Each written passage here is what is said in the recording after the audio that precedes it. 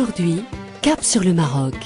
Tout un mois, nous allons en effet nous réchauffer au soleil d'Afrique du Nord, à l'heure où, à coup de plan volontariste nommé Émergence ou Azur, le roi Mohamed VI et son gouvernement entendent améliorer la vie quotidienne des Marocains et les échanges avec l'Europe, ce qui aura aussi quelques conséquences bien concrètes pour nous en Suisse. Nous aurons désormais rendez-vous chaque semaine à l'enseigne d'Eco des Codes parce que l'émission rencontre un grand succès. Oui, merci à vous tous de votre fidélité aux quatre coins de la Suisse romande. Maroc, nouvel Eldorado? C'est donc notre thème du mois. Premier volet, à la découverte de l'arganier. Cet arbre aux 1000 vertus utilisé dans la cosmétique, les soins et la gastronomie et qui fait aussi vivre des milliers de femmes berbères qui n'ont pas l'existence facile.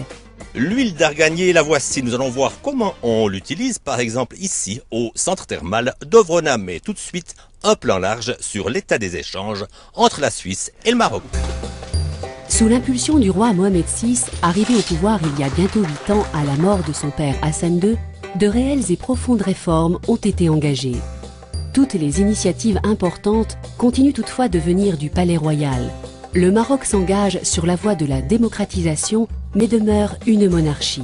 Le Premier ministre est nommé par le souverain chérifien, le gouvernement actuel, issu des élections de 2002, jugées les plus libres de l'histoire du pays et formé des principaux partis, à l'exception des islamistes. Il y a 5 ans, ceux-ci ont été autorisés à présenter des candidats et ont progressé.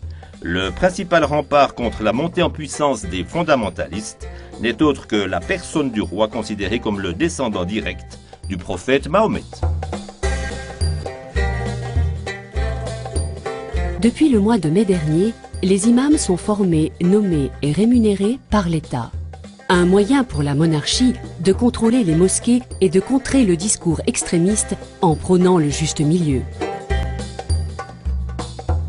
Parmi les chantiers lancés par le régime pour moderniser le pays et réduire les inégalités, figure un projet symbolique, l'arganier.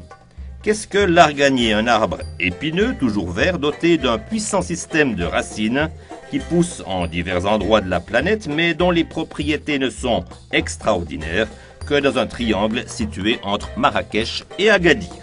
Les chèvres ne s'y trompent pas, elles grimpent allègrement sur les branches pour déguster l'argan, fruit de l'arganier.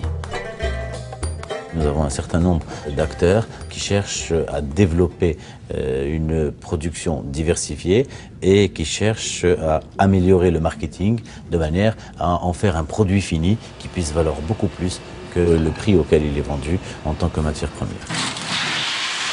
Ces femmes vendent ce produit à près de 10 dirhams, c'est-à-dire à 1 euro, 10 dirhams le litre, c'est complètement inadmissible. Aujourd'hui, il s'agit de faire en sorte que ce produit prenne beaucoup plus de valeur. Vous savez, ce problème est posé pour bien d'autres choses à travers le monde. Un certain nombre de pays ne profitent pas réellement de leurs matières premières.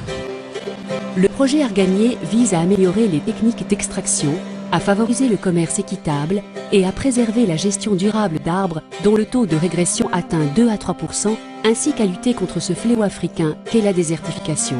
Le sable recouvre en effet toujours davantage les surfaces cultivables. Le projet est financé par la Commission de l'Union européenne à laquelle le Maroc est lié par un accord d'association, cela à raison de 9 millions de francs par le Royaume du Maroc, 6,5 millions et espère-t-on par les bénéficiaires eux-mêmes pour une valeur de 2,5 millions de francs. Total 18 millions.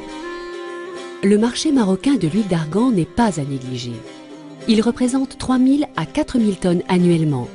Une production qui nécessite 10 000 tonnes d'amandons, soit 120 000 tonnes de fruits.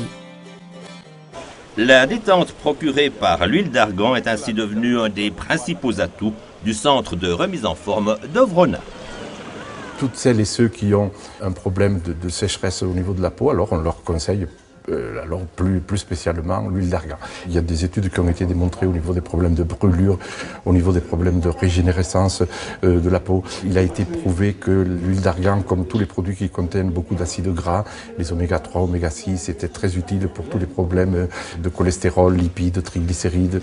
Et c'est un produit également très utile pour régulariser ou aider à baisser la pression artérielle. C'est génial, vous mangez un tagine avec de l'huile d'argan, vous n'avez plus aucun scrupule d'en reprendre une deuxième fois en disant c'est bon pour ma pression artérielle. En effet, l'huile d'argan et la gastronomie font aussi bon ménage.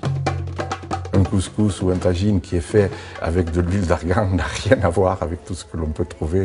Quand les amandons sont torréfiés, ça donne ce goût de noisette très particulier. Certifié conforme par le porte-parole du gouvernement marocain.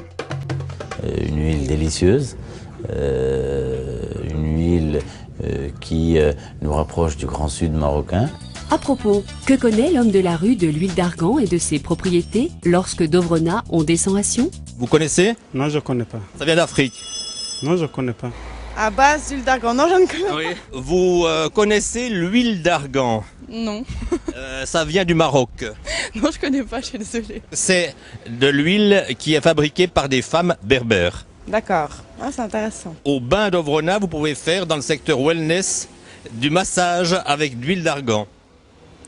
Oui, mais ça, c'est pas pour les hommes, c'est pour les femmes. Et c'est pourquoi? Pour la détente? Par exemple, oui, ça favorise la détente, le bien-être. Ah, d'accord. C'est peut-être quelque chose que vous pourriez essayer, ça vous ferait pas voyager très très loin, hein? Non, j'en veux pas, merci. Au fait, que coûte l'huile d'argan vendue chez nous au détail? C'est un flacon de 200 ml qui est vendu 29 francs. Pour arriver à avoir 1 litre d'huile d'argan, il faut 2 jours de travail donc d'une femme entre le moment où elle le ramasse, où on enlève le noyau, où on casse le noyau et où on presse l'amandon. On peut trouver aussi des huiles qui ne sont pas non plus complètement pures, qui coûtent évidemment beaucoup moins cher.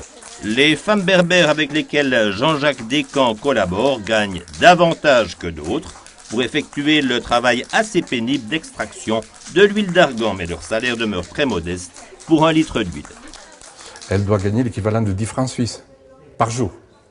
Moi, à moins de 100 balles, je me lève pas le matin. Reste, par exemple, pour 1 litre d'huile, la part qui revient dans la poche de chaque intervenant. Le prix courant est de l'ordre de 190 dirhams. En francs suisses, donc ça fait 25 francs le litre. Nous l'achetons à peu près autour de 30 à 35 francs. Pour avoir la garantie, nous sommes attachés les services d'un laboratoire à Rabat qui donc les analyse avant de les conditionner. Ensuite, il y a le transport, le droit de douane, taxes sur la valeur ajoutée, frais de stockage. Et ensuite, donc, il y a la marge normale que prend celui qui la revend. Quoi, un tiers à peu près? Ah, c'est même plus que ça, c'est de l'ordre de 40%. Donc c'est une bonne affaire quand même. Ah, tout à fait, oui, et tout à fait. Mais personne ne travaille pour rien. Mais je crois que si un jour on arrivait à valoriser et à donner exactement à ces femmes le salaire véritable qui leur est dû par rapport à tout ce qu'elles font, ce ne serait que justice.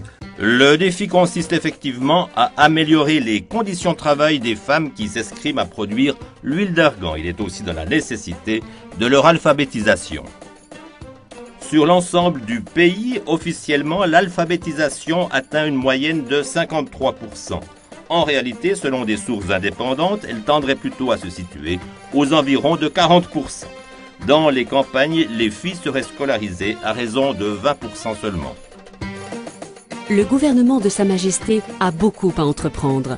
Notre prochaine émission traitera de l'objectif d'attirer bientôt 10 millions de touristes au royaume chérifien et du développement des liaisons aériennes à bas prix comme Atlas Blue et EasyJet. Techno Airways, c'est de la balle.